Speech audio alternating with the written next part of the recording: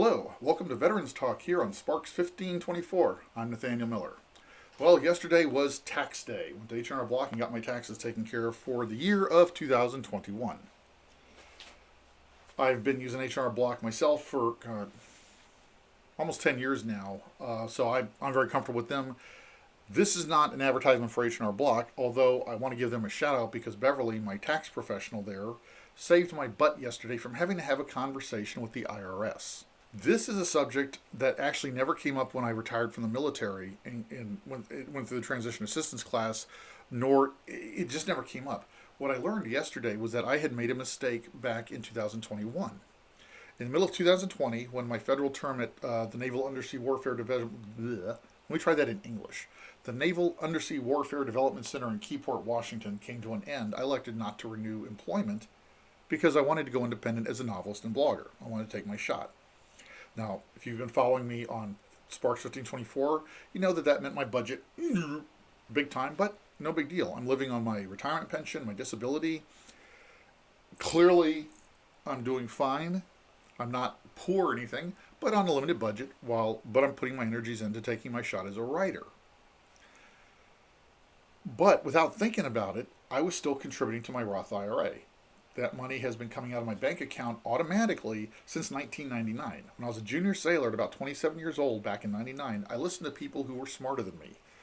My parents, a few senior officers, and a few senior enlisted men and women at my first command. And all of them were advising me to sum it up, basically to pretend the Navy would do nothing for me in retirement and I needed to invest on my own. So I went out and started a Janus Roth IRA after I researched a bunch of IRAs. What I learned yesterday was when you're living on a pension, you're living on retirement income, you cannot be putting money into a deferred retirement account. I don't have to liquidate my IRA. I don't have to touch it till I want to. And I'm not planning to touch it until I'm at least 75. But I cannot be contributing to it until either I am working with and have a W-2 again in a traditional job, or the income from my book sales goes up high enough to be a legitimate income. What I mean by that is last year I made $186 on book sales. That's like that much. You know, I spend $186 at the commissary every 2 weeks. Because Beverly, my tax professional, pointed that out, I was able to talk to Janice Henderson yesterday, and all the money I contributed in 2021 and the beginning here of 2022 has been pulled out and it'll be returned to me. I'll just end up using it to help pay off some of the moving debts I incurred coming here to Florida. But this is one of those small little things that I seem really good at falling into. I always am the person, it seems, that falls into that one obscure 1 in 200,000 category that for 200,000 people, nothing ever happens. 1 in 200,000, it happens to, and that's usually me. But hey, if it happened to me and I almost made this mistake, other people might be making it too.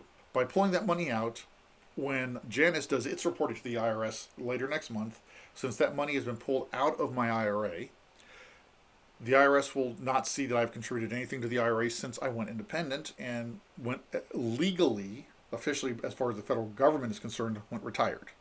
Talk to your financial professionals. I am not a financial professional. I'm a novelist, a blogger, a photojournalist, and I'm really good with a corny pun. But I'm not a financial professional. I would not have known about this if a financial pro had not told me yesterday. If you're on a retirement income, be it a federal pension, other 401ks, but you're drawing money from a retirement income, but you're still putting money into a deferred retirement income, that's apparently a problem. So if you think that might be an issue, talk to a financial planner. It may not be a big deal. This doesn't mean I can't invest. I can still put money into the stock market. I can still do another mutual fund through Janus. I just can't do a deferred one like a Roth IRA.